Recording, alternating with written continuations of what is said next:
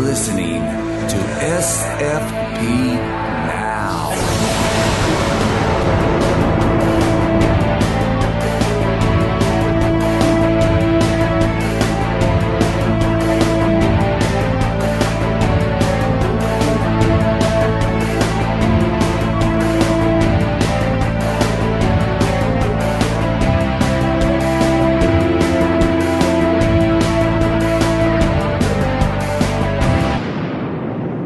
Hello and welcome to another exciting episode of SFP Now. So exciting that my little cat Pepper is climbing all over me because she can't contain herself. We've got a great show lined up today. We've got an interview with Nine producer and creative producer David Richardson from Big Finish, who's going to be talking with us about his new series of H.G. Wells releases that have started being released. So, without further ado, here's the interview right now. We're going to bring you David Richards, and then we're going to go on to the television discussion with Raissa. So, without further ado, here's our interview.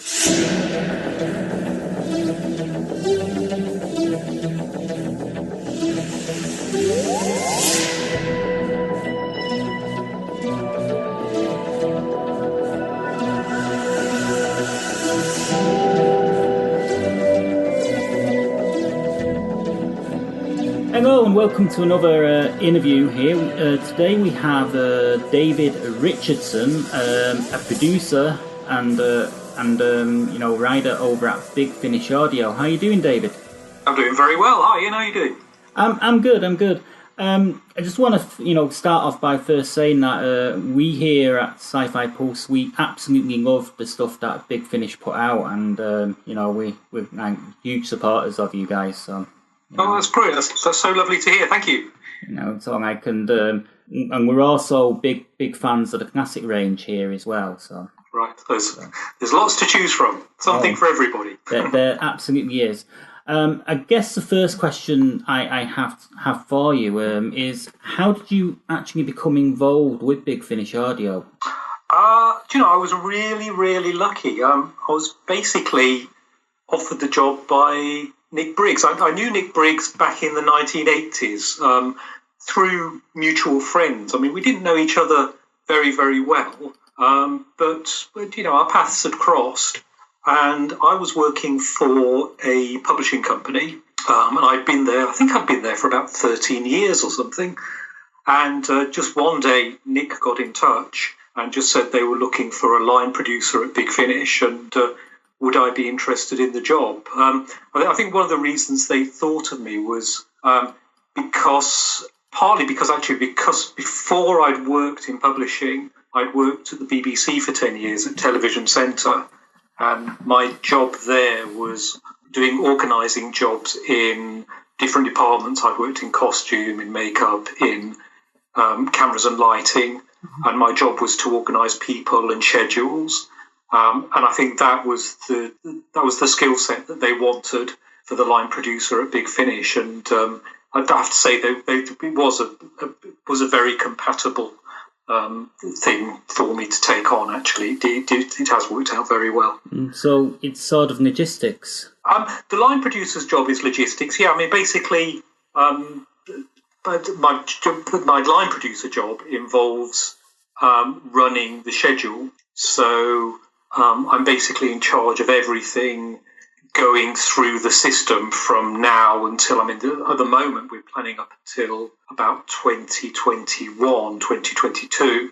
And there's a lot happening. Over the next 12 months alone, I think we've got something like 250 hours of original drama being made. So it's a very, very busy now. It's got much busier than it used to be. That's the core of my job, but on top of that, I'm creative producer on a number of different ranges. That's one thing I've noticed about Big Finish in recent years. You've now got the new Doctor Who range. Great, bringing stuff such as Unit and the recent War Doctor which sort of like it's sad. It's sad that it's now ending. It's sadder still in light of what's recently happened. Yeah. And I've noticed you've also, you're putting out more classic range stuff, Sherlock Holmes and other titles. Who is it that goes after the different titles, the different licenses, if you will? How does that work? It's kind of... I guess it's not one person. I mean, we're very interactive at Big Finish, although we don't all work within the same room. I mean, we're all spread all over the country, working in different places generally. I mean, we do have a production office which has the corporate production office team there, but a lot of us are spread out. And, we talk a lot via email or on phone or Skype or whatever.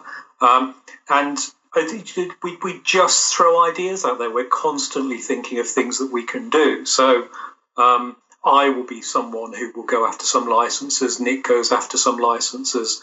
Jason goes out. It depends. Which of us says, "Yeah, I'll take that, and I'll go for it." So, say with the Avengers, for example, that came out of a meeting about something completely different. Actually, it wasn't about the Avengers with Studio Canal. Mm-hmm. And the three of us were there, so it was something we all dealt with together. But I guess myself, Jason and Nick, the two executive producers, are sort of like the main team who deal with the licensing. Mm-hmm. As in your role as a creative producer, what is it you look for that you think makes a good story? That's a good question. I guess it has to be something that I feel inspired by, something that I'm in love with, that I think other people will tune into as well. And I think that quite often we're looking to make things in the style of which they were originally made on television. So, for example, if we're doing Survivors, we try and make it in the style of the best of Survivors on television. If we're making the Avengers, we try and grab that very special tone that really defined the Avengers on TV. And we're all working towards that. Myself, the director, Ken Bentley or Lise Bowerman, the writers, we've all got it in our DNA, actually. We all sort of absorb all these shows and just try and recreate it as truthfully and authentically as possible. Mm-hmm. That this kind of leads on to the next question. Your latest work is actually seeing you oversee the production of the H.G. Wells audio adaptations, the first of which, The Invisible Man, has recently been released. I listened to it yesterday and really, really enjoyed it. I thought it was just fantastic work. It was something like some great acting performances, and Raissa will actually be posting her review pretty soon of it, so that'll be going up soon, and we'll probably have that all over Twitter and link Big Finish in on that. I guess what I want to know is how did that come about? Well, we've been talking for some time about just doing an adaptation of H.G. Wells' novel of War of the Worlds, and that had been bubbling for a while. And then the more we thought about it, the more we thought, well, actually, it would be nice to do a run of them. It would be nice to do, say, half a dozen, and get really stellar casts. And do them lavishly and beautifully, and so we did. We put a lot of time into it. We put a lot of love into it, and we managed to get really great names. And I'm really, really proud of all of them actually so far. That we've recorded the first four, and they just sound beautiful. Mm-hmm. They do indeed. I mean, the quality of the voice acting work, the soundtrack, the incidental sort of like sound effects. It just all like I listened last night, and like I do with most of your audio productions, I'd say sort of 9 times out of 10, I'm actually fully transported into those worlds. Yeah, I have to say, actually, I mean, we have these incredible unsung heroes working for us who are the sound designers and the musicians, and that they don't get as much attention as they deserve, actually, because I think they're always busy. They're always working on their own on these productions, and they're immersed in them for months on end. They tend not to be at the sort of forefront of the publicity, or I think they really do deserve recognition for what they create for us at Big Finish, because their work is immaculate, actually. I mean, for me personally, I've said this before, it's actually kind of magic, because I don't understand quite how they do it, because I'm not a sound designer. So for me to work on the productions, deliver them to studio, and then deliver the masters to the sound designers and hear what comes back, it's absolutely stunning, and I've got the hugest amount of respect for every single one of these guys and girls. They're just brilliant. Mm-hmm. Yeah, and as a musician myself, I'm guessing you're aware that there's a lot of hours spent in padded rooms. Oh yeah, I mean, we're not talking hours. We are talking months. I mean, to do a main range Doctor Who release is probably about 3 months' work for the sound designer to do it. It's intense and hugely demanding. But it's all there in the audio. Every little detail. It's amazing. Mm-hmm. What would you say has been the most challenging aspect of about doing these adaptations? What's been most challenging? I think the casting was hard, actually.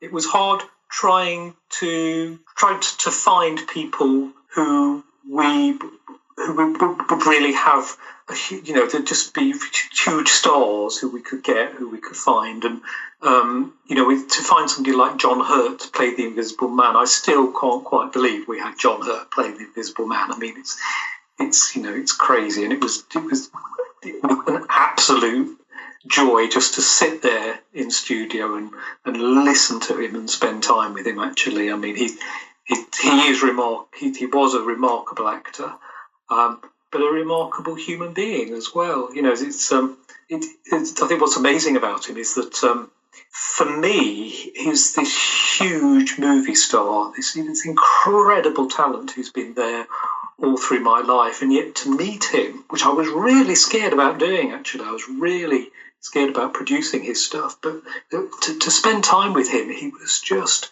such a very accessible, accommodating, ordinary man who just worked really hard.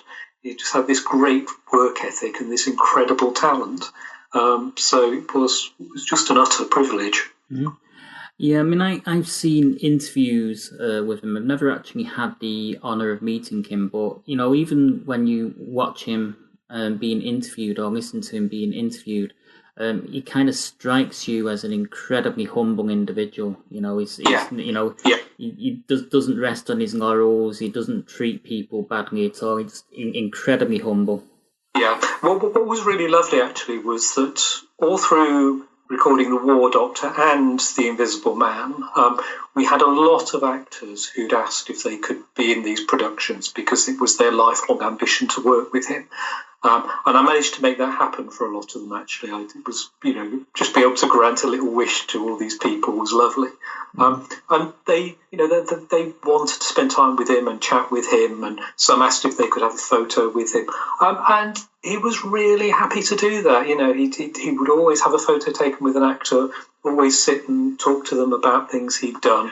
But also always, he was interested in other people as well. He was interested and interesting. So he was. I can't speak highly enough of him. Actually, he was lovely. Mm-hmm. Was the role of Griffin? Sorry, from Invisible Man. Was that always the role that you guys envisaged John Hurt playing, or did you have other roles in mind for him as well? In the series? Yeah. He wasn't. Well, actually, when we wrote it, we didn't have anybody in mind. We didn't really look at casting until we got closer to the studio. But it was one of those conversations that we have with each other. Wouldn't it be amazing to get John Hurt? and it just came off, and that was something that happened time and again with these productions. I can't believe at Big Finish that we have joy of working with somebody like Nicola Walker, who's one of the busiest, most successful actors in this country. But we're lucky in that she loves Big Finish. It's really important to her to keep coming back and doing them. So we got her for The Shape of Things to Come with Sam Troughton. And, again, that's another remarkable production, I think. I mean, the quality of the performances in that is superb. Mm-hmm.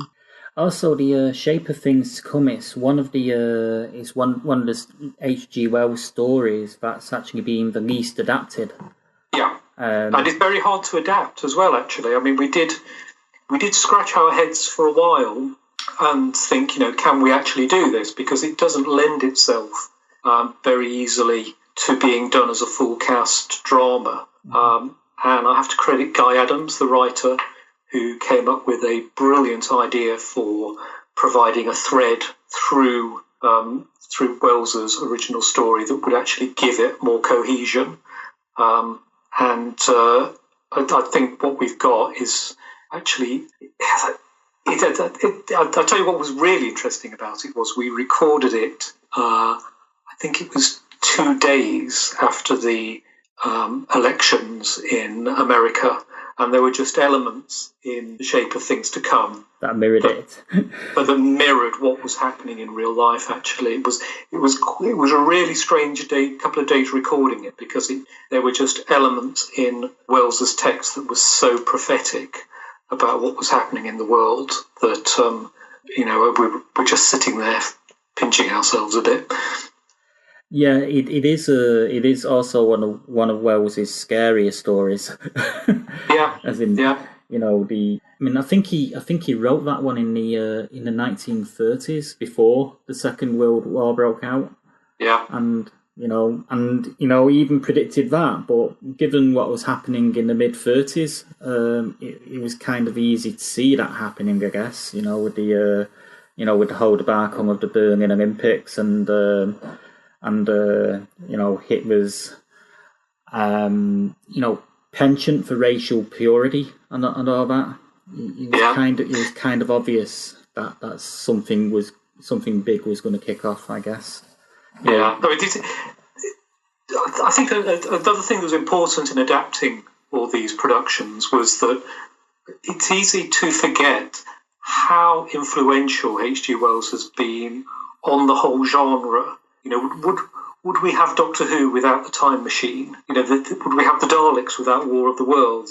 There's just so many things within his stories that defined the whole genre across everything. And to actually go back to these stories, which were groundbreaking at the time and were the bare basics of science fiction, it's been extraordinary. It's been wonderful to actually give them new life again. Mm. Yeah, I mean, what I enjoy about H.G. Wells' stories, and to a certain extent, the Jules Verne ones, was the not just the technology and the predictiveness of them, but also the social commentary. Yeah. Wells specifically was a major social commentator of his time, as we all know. Sort of thing, but it was also a big womanizer as well. Some of the technology is very quaint. I mean, there's the first men in the moon. The way that the capsule travels to the moon is through this anti-gravity paint that they paint on the outside of the capsule. It's very sweet and very innocent and lovely, but in the best possible way. It's endearing and captivating. Yeah, and I'm just waiting for somebody to come up with some anti-gravity paint. That'd be, that's got to happen sometime. Yeah, I'd buy it. Maybe stop my cat from scratching the wallpaper, but absolutely. Okay.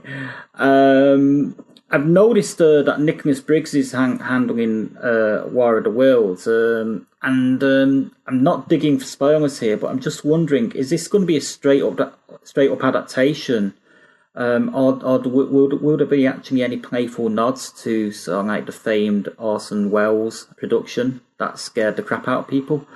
I don't quite know what Nick's doing with War of the Worlds yet, because he hasn't delivered the script. It's still quite early days on that one. And actually, we're not calling it War of the Worlds. We're calling it The Martian Invasion of Earth, because we want it to be not to be confused with anything else that might be on CD called War of the Worlds. So it will have its own distinctive title.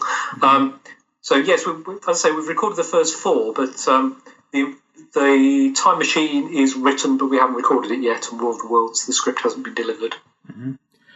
Yeah, I'm kind of looking forward to that one, but the one I'm really looking forward to is The Island of Dr. Maru, because I don't think any production of that has actually done that story justice yet, you know. I think we have. I'm really, really confident in that one. I know Ken Bentley, when he adapted it, was really, really careful and really, really sure that he wanted to make it as authentic as possible to the original work. So I think you're in for a treat. I think it does do that exactly. We're huge fans here, as I was saying before, of the classics range that Big Finish does. So I'm just wondering if we'll likely see other writers such as Jules Verne or Robert Louis Stevenson have some of their work adapted. I mean, I'd love a take on 20,000 Leagues Under the Sea or Journey to the Centre of the Earth. So would I. Yeah, I mean, I'd love to see that happen. We don't have any plans as yet. There are some other classics actually being got underway. Actually, you will see some more. But he did. So we don't have any Jules Verne ones planned yet. But I mean, that'd be fantastic. I'd love to. I mean, there's lots of. I mean, even the Tarzan stories. John Carter stories. Yeah, I mean, like there's so much choice. There's an array of things that we could do. They're absolutely rich pickings. I guess we have to consider what's been done a lot before to some extent. What I worry about doing the H.G. Wells story would be that a lot of other people would be doing them as well. But actually, I'm quite surprised that The Invisible Man has come out. And there aren't a lot of other people who've done it at this time. So, perhaps we were worrying unnecessarily about that. Yeah. I mean, I'd love to see the Tarzan stories done properly, because in the books, they had him going into parallel worlds and fighting dinosaurs and stuff like that. And they've never done that in the films or the TV shows. It's a lovely idea. I mean, we have to watch. We're constantly looking at what we're producing and how much the schedule can accommodate all these things happening. So that's what stops us from doing too much at once, I think. But we're very lucky in that we've got a very broad team of very good people at Big Finish, and that's what allows us to make such a large amount of material. As a producer at Big Finish, are there any specific properties that you'd personally like to take on? Ooh, what would I like to do? Well, I don't know. See, the really lucky thing is I've been able to take on most things that I've really wanted to do, just because Jason and Nick have really trusted me to go out and get them and do them. So things like Survivors and the Omega Factor and the Avengers were all things that were dream projects for me. In terms of things we haven't made, I mean, it's quite left field, but I'd love to do something like, say, Secret Army, that BBC wartime series from the 70s, which I absolutely loved. But whether we ever will, I don't know. It's not something we've ever discussed, but it's something I'd certainly love to see done. Yeah, and you got Private Shulks, Danger USB. I mean, I remember growing up with those. My dad used to, sit us all down. We'd watch all those. Yeah. At the end of the day, we have to make sure that there will be an audience there for these things. Will something that was made 30 years ago always find an audience now?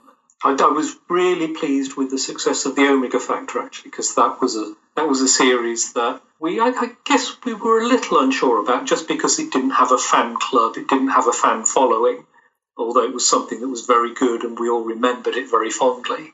And it was really nice for that actually to do very well and also get a BBC audio drama nomination as well. That really was a great validation of what we'd hoped would happen with that. Mm-hmm. Was the Omega Factor? I mean, I don't actually remember it, and I've not really had the benefit of listening to the drama. But was it very short lived on the BBC? It only had two series. It only lasted 10 episodes. Actually, they wanted it to last longer, but it was released at a time. It was shown at a time when Mary Whitehouse and the Viewers and the Listeners Association had a very strong influence on the BBC. They were the association, and Mary Whitehouse was the person who got a lot of the horror content in Doctor Who toned down, and she really had a strong hatred of the Omega Factor. She thought it was too horrific for primetime television, and I think that's one of the things that stopped it coming back. I've got very vague memories of it. Was Louise Jameson in it? Louise Jameson was in it, yeah. She was one of the two leads, and James Hazeldine was the other. And of course, Louise has come back and plays the same character in the audios. Yeah, I'm going to have to check that out now. I recommend it. It's great. I'm going to have to check it out, but I'm also going to have to dig around and see if I can find a series on DVD. You can. This is out there, I promise you. I'd just like to thank you very much for your time, David. It's been great speaking to you, and you're welcome. I just want to wish you the very best with the H.G. Wells range. I hope it sells absolutely loads. Thank you very much. It's been really great. Great, thanks. Good talking to you. Thanks a lot. Bye. Here at SFP Now, I think we're pretty sure we got our priorities straight.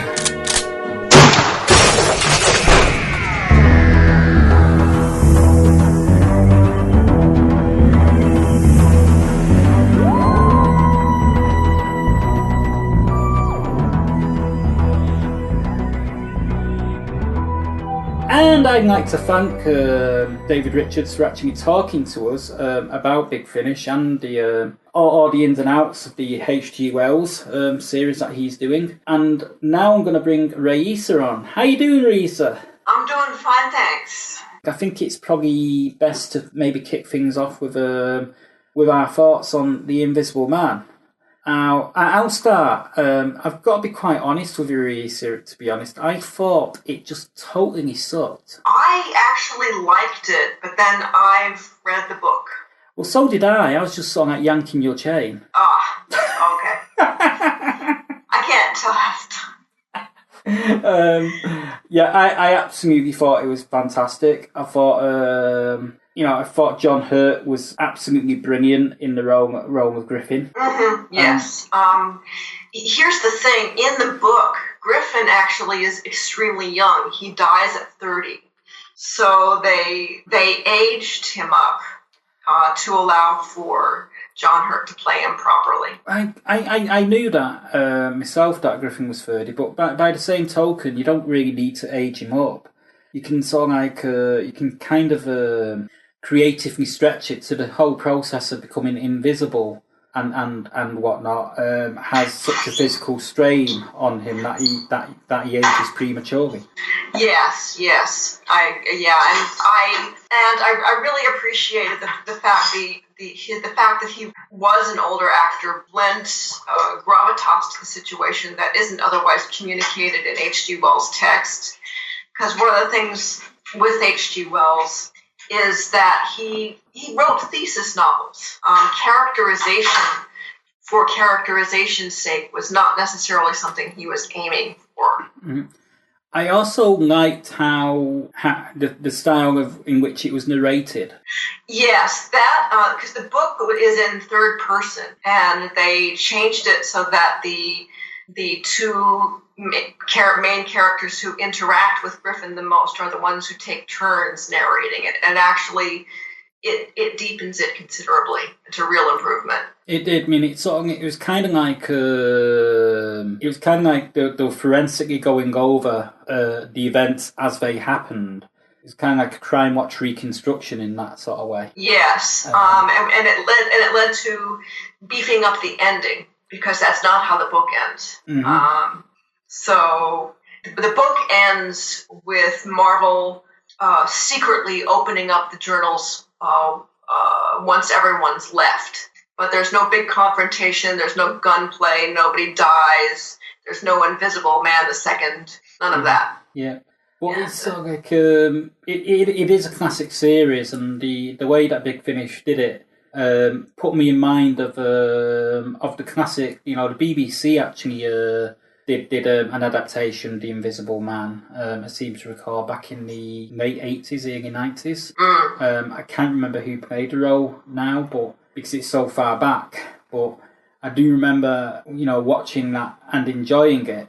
But it's also it's an interesting, when you look at the text that Big Finish has done by setting it in the same period as of when Wells wrote it to be in, versus when you sort of like look at it up against David McCallum's Invisible Man from the 70s and of course the remake of the early 2000s and things like Hollow Man. Those have value, but if you're going to adapt period literature, you have to acknowledge the period. Otherwise, you lose half the context right there. I actually think it's actually more of a frightening story if you keep it in its original period. It is because if you bring it forward in time to say the 2000s or even 1990s or even the 70s when the David McCallum series was done, these technologies available in those time periods that can go some considerable way to counteracting Griffin's invisibility. Yes, which kind of evens the scale, where if you set it in the original time period like Big Finish has, which I'm really grateful for, there's nothing technology orientated to compare. No, you're kind of relying on Griffin leaving footsteps behind or being shot and bleeding or whatever in order to track him down. Yes. Well, it's just really, really well done. I thought Dan Starkey was fantastic in it. He was marvelous. His character was actually a composite. They eliminated the landlady's husband from the novel. They thought it was more effective to make her a widow with a lover, and I actually think that was more effective as a choice, because the husband in the book is kind of a non-entity. I mean, I thought it was quite funny the part in the first hour of it where Dan Starkey's character is actually loitering around the room, spending much longer on repairing the clock than he needs to, and Griffin realises this and pulls him up on it. Yes, and that's direct from the book. I also like that they had 3 female roles in addition to the landlady, because in the book the landlady is the only female role. Mm-hmm. So they added 3 more to flesh it out. They're going to have to do even more of that with the First Men in the Moon. I think that's going to be an issue throughout the series, because H.G. Wells just did not include many women in these stories, and it's not just him. It's a period thing. Half the population was largely ignored in a lot of this period literature. Not all of it, but a lot of it. It's kind of ironic in a way as well, because H.G. Wells was such an advocate for women's rights and feminism back in the day, and he was also a serial womanizer, but sort of like he had a woman every time he had a bowl of Cocoa Pops, but sorry, but it's kind of ironic that there's not that many women characters in his stories. They're there, but they're alluded to. They're in the background, or lucky to get maybe like 3 lines of dialogue.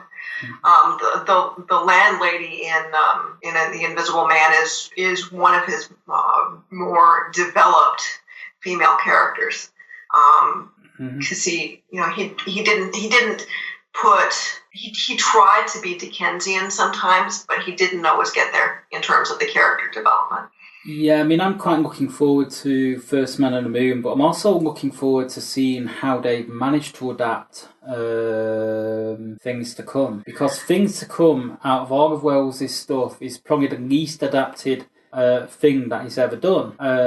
They've adapted The Island of Dr. Maru, a time memoriam, and never got it right a single time. They did. I stumbled across a BBC radio adaptation a few months ago, actually, of Things to Come. That was really spot on. So this should be interesting. Well, H.G. Wells was by and large responsible for the film adaptation that they did, which was just he basically wrote he was involved in that.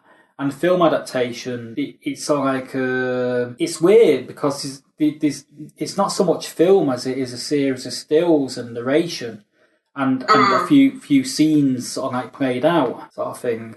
I remember seeing it when I was a kid and being utterly, I was sort of like engrossed in it, but at the same time I was quite frightened about it as well, because considering it was made before the outbreak of the Second World War, yes, it's sort of hit the nail on the head. It's way freaky. It's way freaky. Really freaky. And I'm quite looking forward to that. I think there has been an adaptation of The First Man on the Moon. There have been several of that one, yeah, and I'm doing my best to refamiliarize myself with these as audiobooks before the adaptations come out. Because I don't have time to physically reread these, but as audiobooks, they're going along fairly well. And so prior to each one, I'm going to try and do them as audiobooks. I just finished First Man on the Moon a few days ago. That one comes out in March, so I'm going to be very curious to see how they. Well, Nicholas Briggs is writing the War of the Worlds one. Yes, I'll be very curious to see how they do that one, especially since there are other adaptations of War of the Worlds that are equally famous in source material in themselves. But what would be fun for that one is if they could somehow tie it back to that Doctor Who story that they did, which was kind of like meta for Orson Welles' War of the Worlds. Oh yes, I was that one was one of the first big Finish ones that I ever bought, and I adore it. Yeah, and Mark Gatiss wrote it. I know. I mean, I actually purchased that on your recommendation and listened to it and thought it was absolutely fantastic. It's beautiful. It's beautiful. It's just really well done. So it'd be kind of fun to actually. It'd be funny if Nick Briggs was able to tie some of that in. Yes, I doubt he would, but it'd be a fun thing to do. Yes, I think probably there'll be some expositional dialogue, meta dialogue, acknowledging the possibility of the aliens using radio waves or something to acknowledge the 38. But short of that, they'll probably stick pretty close to the book. Yeah, I mean, talking about War of the Worlds, I actually rewatched War of the Worlds Goliath the other day. Oh, that's good. That's an awesome one. Oh, that was, it's just an awesome animation sort of thing. And, for anyone listening, I fully endorse you go out and rent or buy War of the Worlds Goliath. It's got an incredible voice cast in it, and it's a really fun sequel to the original War of the Worlds story. Yeah, they put real effort into it. They did. They put real effort into it, and they tied back with the original story perfectly. It was sort of like it was seamless. And here's the thing. That thing came out what, 2-3 years ago now? Something like that. Yeah. Yeah, I was actually aware of it back in 2008. That was when they started working on it, and I was back and forth with the creators of it from between 2008 through 2009, right up to 2012, I think it was. At which point they actually interviewed two of the creators of it. To the people involved in it, and it didn't come out until 2 years after that interview went on the podcast. So it just goes to show how much work and development goes into these sort of things. And because I pretty much followed that right from the beginning. Yeah. But when I was talking to David Richards, he actually mentioned that he's actually one of the main people that's actually responsible for scheduling the release dates for Big Finish. And he said that they've actually got a schedule at the moment that's leading up to 2020. Oh my God! So yeah, that tells you quite a lot, doesn't it? How far ahead they plan, sort of thing. But yeah, so I'd recommend people that have not got it, listen to the new Invisible Man. It's well worth it. It's well worth it. It's beautiful. It doesn't suck, like I said at the beginning. I was just being very, very dry to take Raissa off guard. And you did, bless. I will say though that it's not really a spoiler to say that the Invisible Man dies at the end, and given the context, his death scene was very hard. I didn't acknowledge it in the review because I was very wistful over it, but the death scene is very hard. I felt the same way. I mean, it's hard enough losing Sir John Hurt, the actor. Yeah. But it's brought even more home by the way it's played out in the audio. The not just the fact that he dies, but the way that he dies. Yeah, he dies the way he dies in the book. But the thing in the book is he didn't get dialogue. Mm-hmm. He wasn't cognizant enough to actually cry for mercy and stuff like that. And so they gave that final dialogue to John Hurt because he's John Hurt, and in context, it's very hard. Mm-hmm. It's just sort of like we just lost an awesome actor, really. Yeah. We've lost some awesome people back in 2016, but John Hurt is kind of like to the acting world what Bowie and Prince was to the music world. Yeah. It's sort of like he was just an incredibly humble guy. I never actually had the pleasure of meeting him or interviewing him, obviously. Well, you did. You didn't either, but whenever you watched him interviewed or you listened to him on the Big Finish extras and whatever, he always came across as an incredibly humble, engaging, warm human being. Yeah, and in my review, I'm just as a personal note, I made sure to thank Big Finish for basically providing John Hurt with a home for those last couple of years and giving him a context. He was obviously very happy doing something that he loved with kindred spirits, and the product showed, and it was wonderful. Mm-hmm. And he knocked it out of the park as a War Doctor as well. I mean, I've been listening to the final series of War Doctor. I've gotten past episode 2 and moving on to episode 3 now, and it is awesome. It is absolutely awesome. It's also awesome to have Lena back. Yes, even though she's now kind of like precognitive sort of powers. Yeah, they're basically expanding on some ideas they explored in the original series, but they just didn't do it in depth in the original series. But she had sort of latent empathetic abilities, mm-hmm.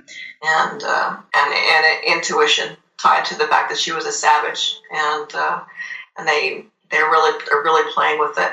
But yeah, that one story where you get John Hurt and Louise Jameson in the same space really, really ties the old series and the modern series together wonderfully well. And these are excellent actors who just put everything out there. They don't leave anything in the recording studio. Wait, is that the third episode where it's all John Hurt and Louise Jameson? No, it's the second. The third. It's the one I just listened to. Yeah. Because they did have a lot of scenes together in the second. I was just trying to establish whether there was another episode where they had that much time together, because there's quite a lot of on Istra as well. Yes, bless Jacqueline Pierce. She actually came back. I think she was one of those actresses who'd semi-retired, and she came back to record with John Hurt because they were actually very, very good personal friends, long-standing personal friends. And she came back to record with him as a friend.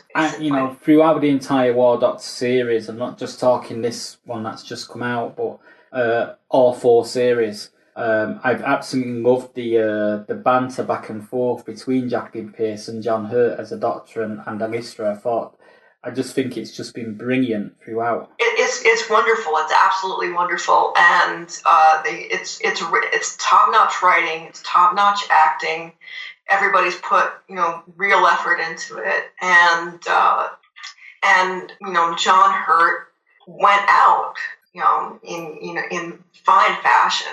This is the kind of performance that actors pray for when young, and he showed him how it's done.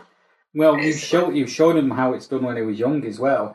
That's true. I mean, unforgettable performance as John Merrick in The Elephant Man. It's beautiful, Tom. Yes. Brilliant performance in Alien, even though he was only on the screen for about 2 minutes total.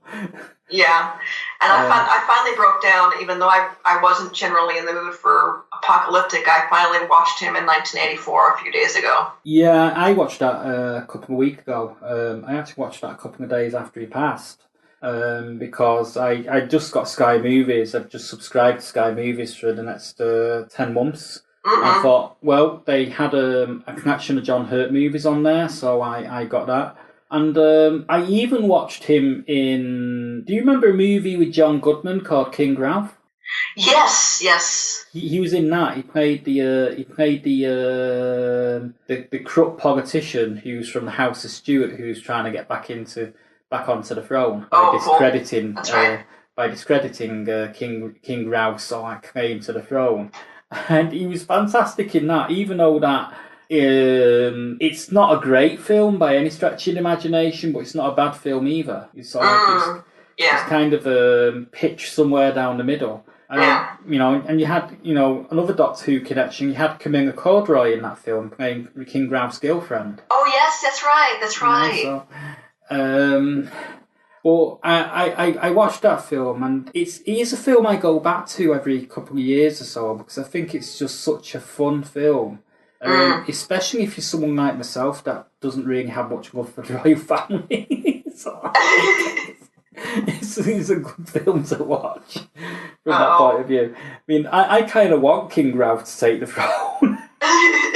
Be more entertaining than the current lot we've got. There'd be an international incident every week. It'd be brilliant.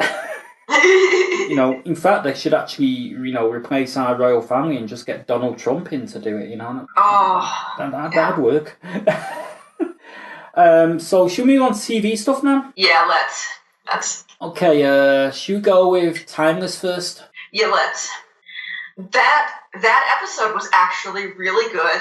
Until the cliffhangers. It was. I thought it was going to tie everything up. I actually thought I actually got to a point where I thought they know they've been cancelled, so they're tying everything up. And then you have the sudden revelation in the last minute and a half, where you have the conversation between Lucy and her mum. Yes. And her mum says, Rittenhouse would never let anything happen to me. And, but in a way, I think it has tied it up. Yeah. If you go back to the beginning of the series, she had a sister, right? And her mum had an affair, which produced this, this extra sprog. And she had a sister. Yeah. And then she started time travelling with the thing, and then she didn't have a sister. Uh-huh. So what if Rittenhouse was actually the creation of Lucy going back in time? Oh, so it's a loop? That could be. Yeah, kind of like a loop and a paradox. What if she actually caused Rittenhouse? That could work. They could have made that work. Yeah. I mean, that's the way I thought of it when when I started thinking about the finale and the implications of it, because Lucy's mother swears blind that she never had a sister. Yeah. Sort of thing, and and the whole thing, Rittenhouse would never let it happen. Yeah. So what if Rittenhouse was kind of created out of Lucy going back in time, or sort of empowered somehow? Yeah. By the combination of both Flynn and Lucy going back in time. Yeah. Which sounds a bit complicated, but if they got renewed, they could make it work in the long term. They could. It's feasible. It's feasible. And I have to say, cliffhangers aside, I was wondering if we were going to get a paradox, because the setup was screaming paradox even before the finale. I was getting a sort of, a tingling feeling after years of, iterations of time travel stories. Mm-hmm. And my time travel spidey sense was starting to tingle, and I was wondering if we were going to get, some sort of loop or paradox situation. So. It's kind of interesting, actually, because Timeless, it's been on the ratings bubble pretty much all season. Yeah. It's not a popular show by any stretch of the imagination. I'd actually say that it's universally sort of like not thought well of by a majority of the audience, which is screaming out for more zombie fare and more sort of like death, doom, and destruction, and no more pulp. Sort of yeah, thing. Yeah. Part of the problem is, though, that the ratings would be okay for a season 2 renewal if the show weren't as expensive as it is, because it's not cheap to recreate those time periods as well as they are. It's not, but what I was going to go on to say now is, for me, Timeless has actually been a pretty nice substitute for the lack of any Doctor Who this year. I was going to say, yeah. That's kind of like... That's kind of like the void it's filled for me. And, in some cases, it's actually been more entertaining than Doctor Who. Yes. The modern series. Which, brings me on to my next topic.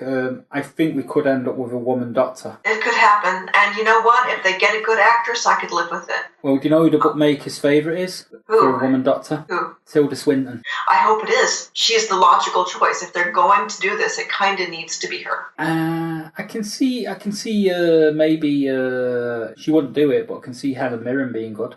Helen Mirren would be good, or they get an up-and-comer in a Tilda Swinton vein, but they need to get somebody who can convey the alienness. And in terms of the existing actresses, Swinton is their best bet. Do you know who I think it is? Who? I think it's Missy. I think she's the next Doctor. They could do that.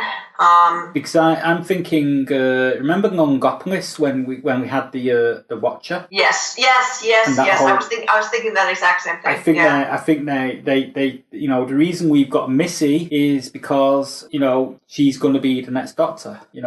They could actually do sort of like a Watcher scenario. Because the thing is, we don't know what happened to the Master after he died. He went back into the time stream or something when he had his big old battle with Rassilon. Yes. So we don't know how he suddenly became female and all that. So it kind of make logical sense for Missy to be the new Doctor. They could do it, and it could save them having to bring in somebody new. In fact, it might be the best way to go about it because she's already established, and this would just be a different layer of the narrative. And she is good as Missy. Yes, she is good as Missy. She's actually, I think she's actually nailed the role better than John Sim did. Yes, she is the best modern Master. Mm-hmm. Right. So, and and I appreciate that she's also a little bit calmer than Sim was, because I've said before, male or female, I'm very over hyperactive villains. I don't need it. Yeah, hyperactive villains. I can take on either. I prefer the classical moustache twirling villains, such as a Master, the way Roger Delgado played it. Or he and Anthony Ainley after him played that perfectly. That to me is how you're supposed to play the Master. Mm-hmm. Although, granted, Anthony Ainley wanted to play it a little more Roger Delgado-like, and he was told to go a little more panto with it. But Roger Delgado is the mold, and they just need to find. And so far, Michelle Gomez as Misty is as close to that as we've gotten to date. Mm-hmm. So I'm if she is some sort of Watcher variant and they decide to double up and keep her around that way, I'm actually all for it. And in terms of a female Doctor, I'm all for it too thematically, in that he's had so many female companions that if he imprinted on them collectively by eventually just switching genders, that would be actually a really awesome homage to them. I'm actually, I'm the only way I'd be happy with a female Doctor is if they did something like that, where they narratively explained it so it made sense. and they used an older actress. I don't want a 20-something actress playing the Doctor. No. Because it wouldn't work. No, we saw them kind of test running that with some of the crap they did with Clara, and it doesn't play. And there's also the fact what's her name now? The actress she played Peggy Carter, I forget. Haley Atwell. Haley Atwell's actually put a hat in the ring to be the Doctor. I can't see her being a Doctor, to be honest. No, she's a little young. It's not just that she's a little young. It's just sort of like she just doesn't have the the type of charisma to play it. No. And also, I think she's a little bit too attractive to play it. I think it takes someone who's sort of like the thing is with Tilda Swinton, she's got her own look. Same as the lady that plays Missy. She's incredibly attractive, but again, she's got her own look. She's not obvious. Yeah, you know what I mean. And David Tennant and Matt Smith, while being attractive younger men, were not attractive in a standard way, either of them. Yeah, they weren't classically good-looking sort of thing. No. But they were good-looking in the sense of they had their own thing going on. Yes. The only classically handsome Doctor we've had is McGann, bless his heart. But that's only because he was the Doctor for the American crossover audience in the 96 movie, and his performance was the only part of that even worked. Plus, at the same time, McGann is a damn good actor. You know, you could actually give him any role, and he'll nail it. I mean, yes. I watch his older brother, in there's a show we have over here called The Midwife. It's a bit of a guilty pleasure because it's really, really sappy and soapy, and it's about the midwives in the late 1950s, early 1960s.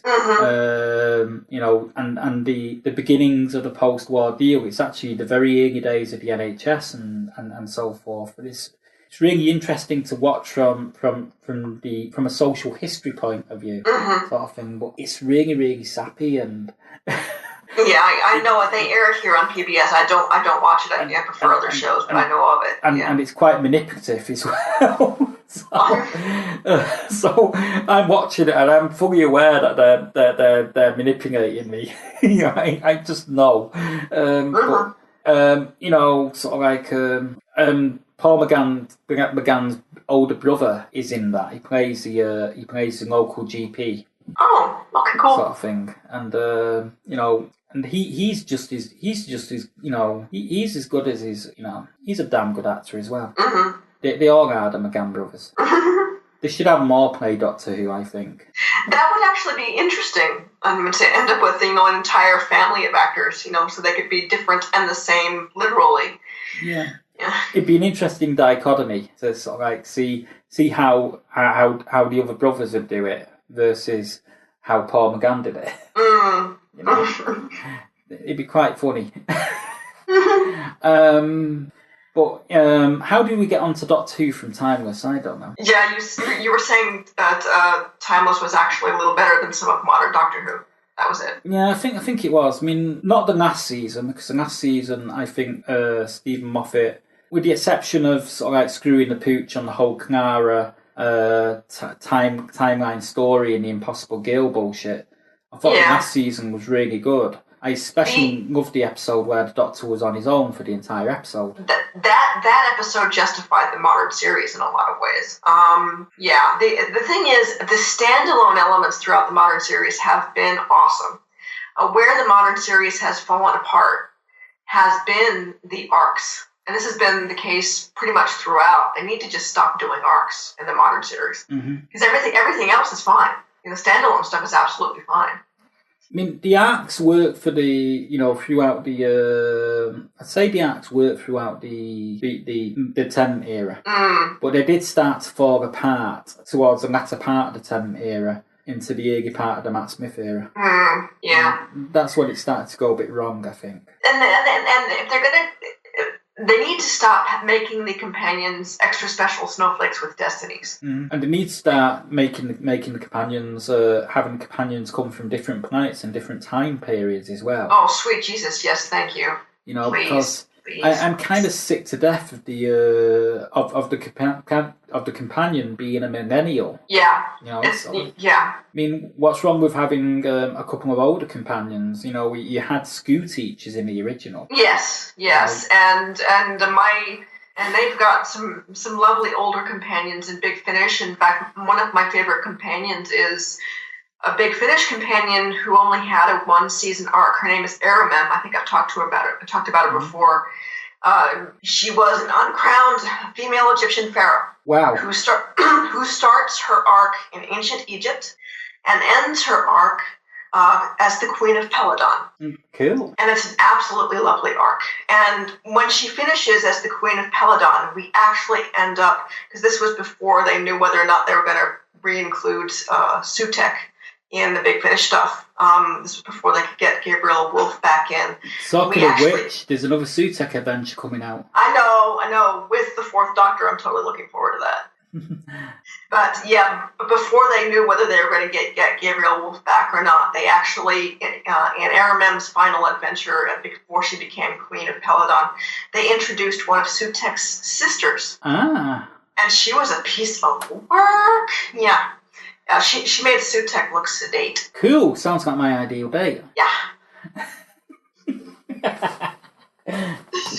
Was she the sort of girl you could take home to mom?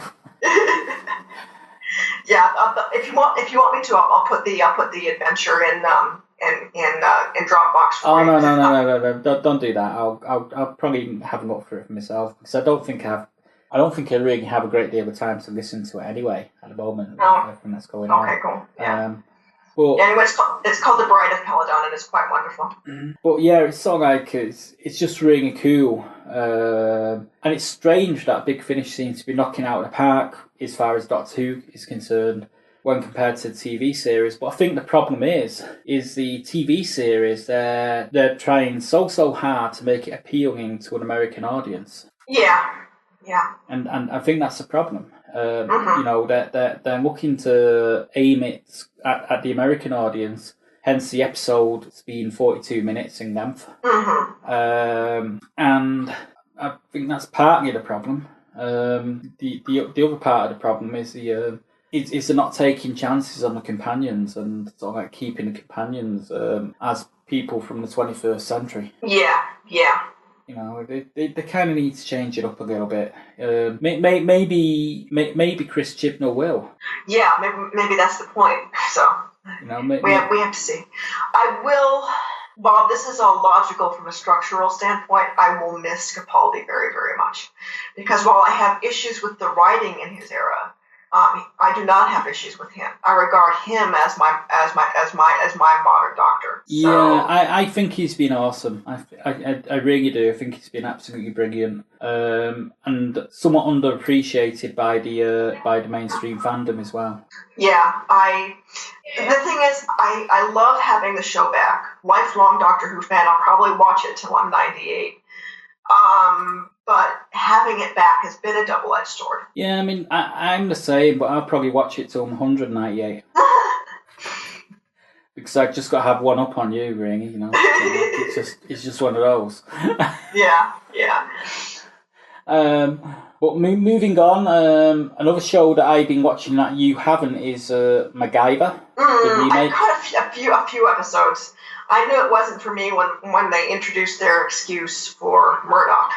Yeah, I mean, there's that, and there's also the Jack Dalton character who's just irritating. Oh, yeah. You know, I'm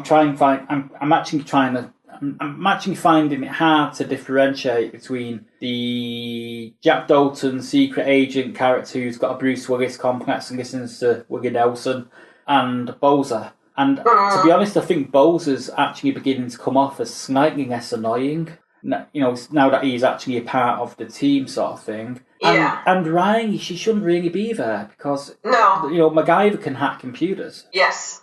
You know, MacGyver would be able to do that. So, yeah. You know, my problem with the series, it's not that it's a reboot as such. It's the way they've rebooted it. It's a structural thing. You've got too many characters. It's too vanilla. It's too vanilla. It's too like every other team show, and it shouldn't even be a team show. It shouldn't. You know, the show's called MacGyver. Yeah. You know, that pretty much explains the endemic problem of the new series. Yeah. I mean, you know, I wouldn't mind so much if Jack Bowser and Ryan were recurring characters that I could go to every now and again for help, like you did in the original series sort of thing. Yeah, having them there every week. All of the characters were recurring except for Pete. Yeah, so Pete was constant throughout, and but then again, Pete never had that much screen time in each episode. It was just enough to establish that there was a relationship, a strong friendship between him and MacGyver, which had been built up over time. Because I mean, the thing is, they brought this new character in called Matty, who's played by, I can't remember the name of the actress off the top of my head now, but she's she's sort of like she's very, very small in stature, but very, very big in personality, and you know, and the character Matty, initially I didn't like her, because I actually thought she was going to play the same sort of like role she was playing in Boston Legal, because everything was leaning that way to her sort of like, you know, being extremely extrovert sort of thing. Whereas she's settled in the second episode that I seen her in. She seemed settled sort of thing, and there was a few layers coming out to do with her character. And she's actually done more in 3 episodes in terms of character development than the actress that played Patricia Thornton did in the 12 episodes that she had. And she's actually, you know, I can actually envisage her being the new version of Pete Thornton, because the relationship between her and MacGyver has a very, very similar arc to the relationship between Pete and MacGyver in the first series. Because if you remember, Pete wasn't exactly initially trustful of MacGyver to begin with. You know, he was a bit in awe of the fact that he was a genius sort of thing, but was also a little bit sort of like apprehensive about the fact that MacGyver improvised so much. Yeah. And you know, Matty's arc with MacGyver is actually mirroring that. Yeah. So I think now would be the time to sort of like, you know, stick Riley on in computer analytics somewhere. You know, have Bowser do whatever he's doing somewhere else. And send Jack into the middle of Iraq and make him stand on a landmine or something. And just sort of like make the show, centre it around MacGyver, but have the only other character be this Matty character. Yeah. You know, and they could actually carry on the series that way. They could. And I think it'd probably be more successful. I think what the trouble is, they've got one of the same producers who worked on NCIS Los Angeles is actually heading up the production of this new series. Henry Winkler and David Lee Zlotov, however it's pronounced, who actually did the original series. I think they're more of a consulting role. I don't think they've got quite as much power as you may think they have on the development of the series. But the good news is there is actually talk about a MacGyver movie. Cool. That I'd watch. I'm a bit concerned about that because I've just seen the trailer for the new Chips movie. And the new Chips movie looks like they're actually playing up the comedic farcical element, as opposed to the Chips was kind of like a night drama. But it was never intentionally funny. It was just sort of like funny because of the time it was set and the period and the way television dramas were made back then. Yeah. I think. But they're actually playing up the comedy element, and I'm just hoping that they don't make a MacGyver movie where they're kind of, you know, doing it sort of like MacGruber. You know, I mean, personally, I think they would have been better off with this MacGyver reboot having it be a relative to the original MacGyver. I kind of assumed that that's what we were getting until I found out otherwise. So that's what I'd assumed, because there was actually talk about a female MacGyver for quite a while, and I thought, okay, that'd be interesting.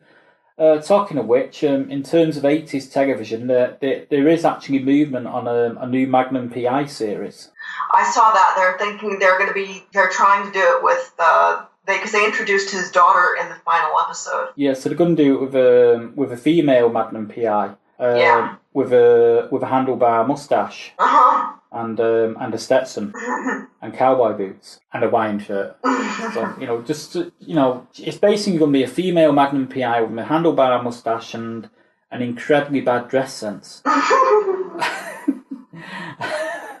And she's going to play it straight, even though she's dressed. Her sense of dress completely contradicts her playing it straight. That'd be interesting. That'd be like a female Doctor Who, but I don't know. So, anything else you want to talk about? Legends? Yeah, I gotta say, I really loved this last Legends episode. They figured themselves out this season. Indeed, they have. I mean, the last Legends was they've now got Rip in custody, and he's actually talking to Gideon. Yes, because they forgot to take the follow Rip's orders mandate out of Gideon's programming. Because they didn't realize that this was going to come up.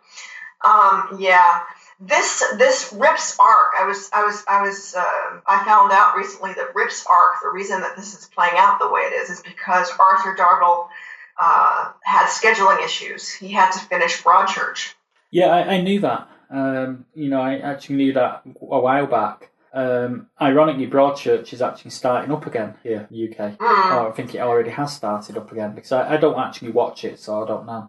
What I watch it, what I find fascinating is that the reason they were in such a rush to get it finished is because it's a Chris Chibnall show, and he had to finish out and make this the final season of Broadchurch so that he could move over to Doctor Who. Mm-hmm. I don't know if you find this of any comfort, but Chris Chibnall, when he actually showrunned the entire second season of Torchwood. Yeah, that there was enough there that worked that that would work. Mm-hmm. Yeah. So so because there's a lot of people who feel Chibnall's a bit of an unseen entity, but I'm aware of the work that he did on the second season of Torchwood, and I think he did a pretty damn good job, really, considering that, the only way to go with the second season of Torchwood after the first season was up. Yes, yeah. Because the first season was first season was just, yeah. It was here, there, and all over the place.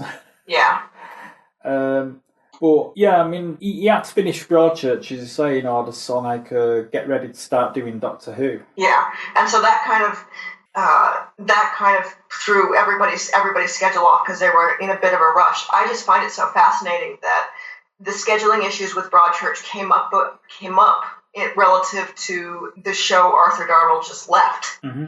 So it all ties back to Doctor Who. Yeah, but I don't think he really left Legends of Tomorrow, didn't he? He just sort of he basically had to fulfill his contract with Broadchurch and go back to Legends. Yeah. I mean, but to be honest, I think the addition of Steele has actually worked. It took a little time for him to establish himself, but as soon as he got the Steele sort of thing, I've loved his back and forth friendship with Palmer, Ray Palmer. Yes, Ray Palmer. The tag team of those two is awesome. It's really wonderful, and it really paid off in the George Lucas episode. It did, because they were both geeks. Yes. One of them was Raiders of the Lost Ark, the other one was Star Wars. Yeah. And I thought that was just so cool.